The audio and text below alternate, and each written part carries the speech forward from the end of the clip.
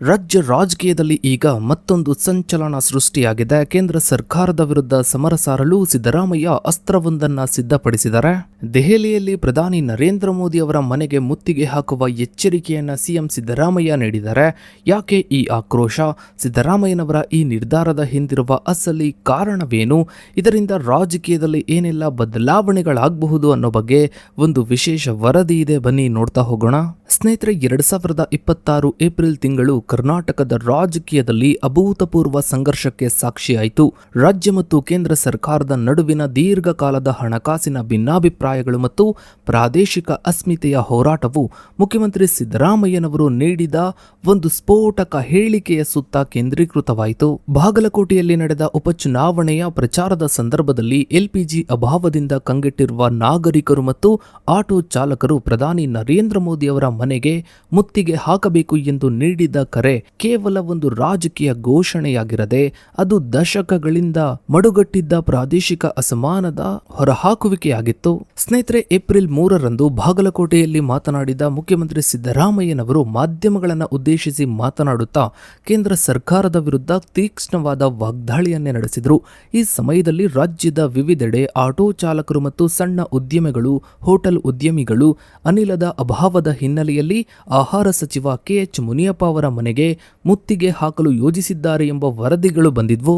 ಇದಕ್ಕೆ ಪ್ರತಿಕ್ರಿಯಿಸಿದ ಮುಖ್ಯಮಂತ್ರಿಗಳು ಎಲ್ಪಿಜಿ ಪೂರೈಕೆಯು ಸಂಪೂರ್ಣವಾಗಿ ಕೇಂದ್ರ ಸರ್ಕಾರದ ಮತ್ತು ಕೇಂದ್ರದ ಸ್ವಾಮ್ಯದ ತೈಲ ಮಾರುಕಟ್ಟೆ ಕಂಪನಿಗಳ ಜವಾಬ್ದಾರಿಯಾಗಿದ್ದು ರಾಜ್ಯ ಸರ್ಕಾರದ ಪಾತ್ರ ಕೇವಲ ವಿತರಣೆಗೆ ಸೀಮಿತವಾಗಿದೆ ಎಂದು ಸ್ಪಷ್ಟಪಡಿಸಿದರು. ಆದ್ದರಿಂದ ಪ್ರತಿಭಟನಾಕಾರರು ರಾಜ್ಯ ಸಚಿವರ ಬದಲು ನೇರವಾಗಿ ದೆಹಲಿಯಲ್ಲಿರುವ ಪ್ರಧಾನಿ ನರೇಂದ್ರ ಮೋದಿಗಳ ನಿವಾಸಕ್ಕೆ ಮುತ್ತಿಗೆ ಹಾಕಬೇಕು ಎಂದು ಇವರು ಕರೆ ನೀಡಿದರು. ಈ ಹೇಳಿಕೆಯು ತಕ್ಷಣವೇ ರಾಜಕೀಯ ವಲಯದಲ್ಲಿ ಕಿಚ್ಚನ್ನ ಹಚ್ಚಿಸಿತು. ಇದು ಕೇವಲ ಒಂದು ಆಡಳಿತಾತ್ಮಕ ಸ್ಪಷ್ಟೀಕರಣವಾಗಿರದೆ ಕೇಂದ್ರದ ವಿರುದ್ಧ ಜನಸಾಮಾನ್ಯರನ್ನ ಎತ್ತಿಕಟ್ಟುವ ತಂತ್ರವೆಂದು ಬಿಜೆಪಿ ಆರೋಪಿಸಿತು. ಆದರೆ ಸಿದ್ದರಾಮಯ್ಯನವರ ದೃಷ್ಟಿಕೋನದಲ್ಲಿ ಇದು ಒಕ್ಕೂಟ ವ್ಯವಸ್ಥೆಯಲ್ಲಿನ ಜವಾಬ್ದಾರಿಗಳ ಹಂಚಿಕೆಯನ್ನು ಸಾರ್ವಜನಿಕರಿಗೆ ಮನವರಿಕೆ ಮಾಡುವ ಪ್ರಯತ್ನವಾಗಿತ್ತು. ಸ್ನೇಹಿತರೆ, ಸಿದ್ದರಾಮಯ್ಯನವರ ಆಕ್ರೋಶಕ್ಕೆ ತಕ್ಷಣದ ಕಾರಣವಾಗಿದ್ದು ರಾಜ್ಯದಲ್ಲಿ ಉಂಟಾದ ತೀವ್ರತರವಾದ ಇಂಧನ ಮತ್ತು ಅನಿಲ ಅಭಾವ. ಇತ್ತೀಚೆಗಷ್ಟೇ ಮಿಡಲ್ ಈಸ್ಟ್ನಲ್ಲಿ, ವಿಶೇಷವಾಗಿ ಇಸ್ರೇಲ್, ಅಮೆರಿಕ ಮತ್ತು ಇರಾನ್ ನಡುವೆ ಉಂಟಾದ ಸಂಘರ್ಷವು ಜಾಗತಿಕ ಇಂಧನ ಪೂರೈಕೆ ಸರಪಳಿಯನ್ನು ಅಸ್ತವ್ಯಸ್ತಗೊಳಿಸಿತ್ತು. ಈ ಬಿಕ್ಕಟ್ಟು ಕೇವಲ ಕರ್ನಾಟಕ ಅಷ್ಟೇ ಅಲ್ಲದೆ ಇಡೀ ಪ್ರಪಂಚದಾದ್ಯಂತ, ಅದರಲ್ಲೂ ಏಷ್ಯಾದ ಅನೇಕ ದೇಶಗಳ ಅಡುಗೆ ಮನೆ ಮತ್ತು ಜೀವನೋಪಾಯದ ಮೇಲೆ ನೇರ ಪರಿಣಾಮವನ್ನೇ ಬೀರಿತ್ತು. ಜಾಗತಿಕ ತೈಲ ಮತ್ತು ಅನಿಲ ಪೂರೈಕೆಯ ಪ್ರಮುಖ ಕೇಂದ್ರವಾದ ಹರ್ಮೋಜ್ ಜಲಸಂಧಿಯಲ್ಲಿ ಉಂಟಾದ ಉದ್ವಿಗ್ನತೆಯಿಂದಾಗಿ ಭಾರತಕ್ಕೆ ಅನಿಲ ಹೊತ್ತು ಬರುತ್ತಿದ್ದ ಹಡಗುಗಳ ಸಂಚಾರವು ಸ್ಥಗಿತಗೊಂಡಿತ್ತು. ವಿಮಾ ಕಂಪನಿಗಳು ಅಂದರೆ ಇನ್ಶೂರೆನ್ಸ್ ಕಂಪನಿಗಳು ಯುದ್ಧ ಪೀಡಿತ ಪ್ರದೇಶದ ಮೂಲಕ ಸಾಗುವ ಹಡಗುಗಳಿಗೆ ಇನ್ಶೂರೆನ್ಸ್ ನೀಡಲು ನಿರಾಕರಿಸಿದ್ವು. ಇದು ಪೂರೈಕೆಯಲ್ಲಿ ಅನಿಶ್ಚಿತತೆಯನ್ನ ಮೂಡಿಸಿತು. ರಷ್ಯಾದಿಂದ ಬರ್ತಾ ಇದ್ದ ಕೆಲವು ಸೀಮಿತ ಹಡಗುಗಳು ಮಾತ್ರ ಹೆಚ್ಚಿನ ಅಪಾಯವನ್ನ ಎದುರಿಸಿ ಪೂರೈಕೆಯನ್ನ ಮುಂದುವರಿಸಿದ್ವು. ಆದರೆ ಇದು ಬೇಡಿಕೆಯನ್ನ ಪೂರೈಸಲು ಸಾಕಾಗ್ತಾ ಇರಲಿಲ್ಲ.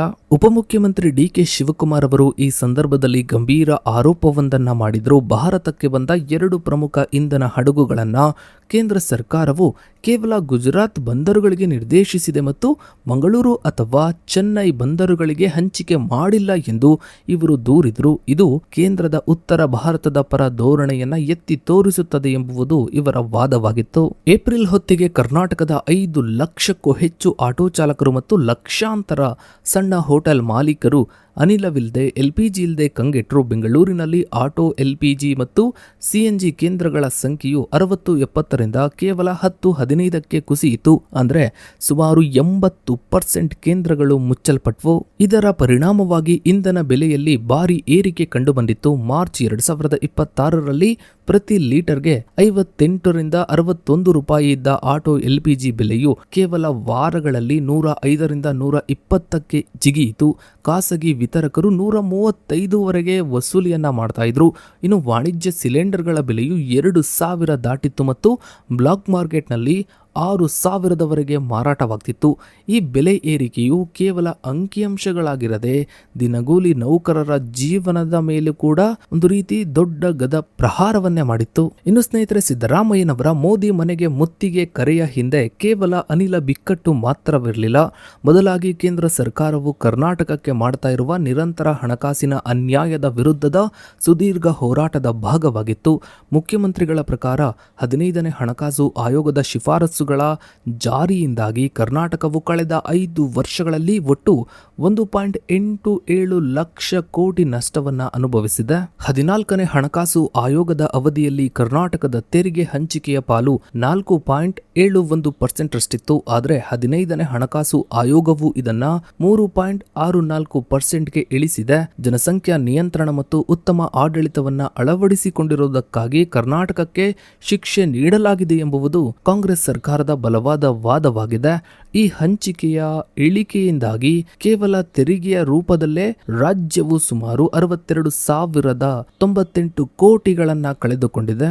ಇದರ ಜೊತೆಗೆ ಹಣಕಾಸು ಆಯೋಗವು ಶಿಫಾರಸು ಮಾಡಿದ್ದ 5,495 ಕೋಟಿ ವಿಶೇಷ ಅನುದಾನ ಮತ್ತು ಬೆಂಗಳೂರಿನ ರಿಂಗ್ ರೋಡ್ ಹಾಗೂ ಕೆರೆಗಳ ಪುನಶ್ಚೇತನಕ್ಕಾಗಿ ಘೋಷಿಸಿದ್ದ 6,000 ಕೋಟಿಗಳನ್ನು ಕೇಂದ್ರ ಸರ್ಕಾರವು ತಿರಸ್ಕರಿಸಿದೆ ಎಂದು ಮುಖ್ಯಮಂತ್ರಿಗಳು ದಾಖಲೆ ಸಹಿತ ಆರೋಪಿಸಿದರು. ಫೆಬ್ರವರಿ 7, 2024ರಂದು ದೆಹಲಿಯ ಜಂತರ್ ಮಂತರ್ನಲ್ಲಿ ನಡೆದ ಬೃಹತ್ ಪ್ರತಿಭಟನೆಯಲ್ಲಿ ಸಿದ್ದರಾಮಯ್ಯನವರು ಚೊಂಬು ಖಾಲಿ ನೀರಿನ ಪಾತ್ರೆ ಎಂಬ ಸಂಕೇತವನ್ನ ಇವರು ಬಳಸಿದ್ರು. ಕೇಂದ್ರ ಸರ್ಕಾರವು ಕರ್ನಾಟಕಕ್ಕೆ ಅನ್ಯಾಯ ಮಾಡಿದೆ, ಚೊಂಬು ನೀಡಿದೆ ಎಂಬುದು ಈ ಸಂಕೇತದ ಅರ್ಥವಾಗಿತ್ತು.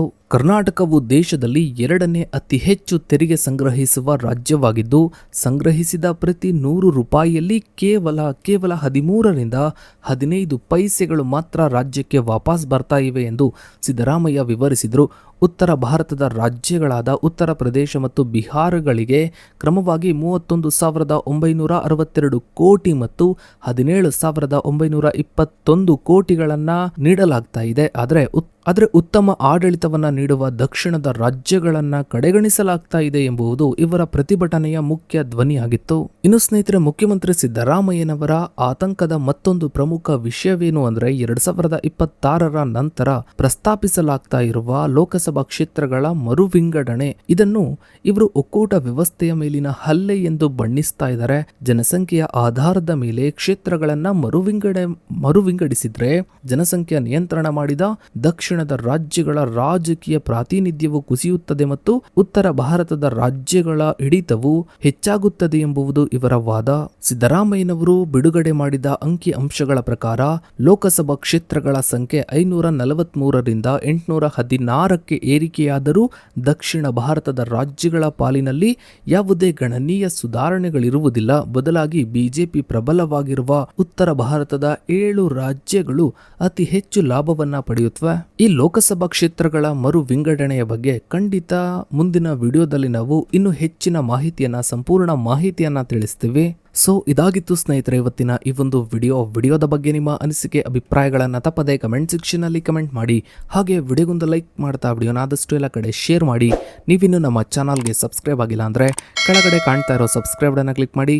ಹಾಗೆ ಪಕ್ಕದಲ್ಲಿ ಕಾಣೋ ಬೆಲ್ ಐಕಾನ್ ಕೂಡ ಕ್ಲಿಕ್ ಮಾಡಿ. Thanks for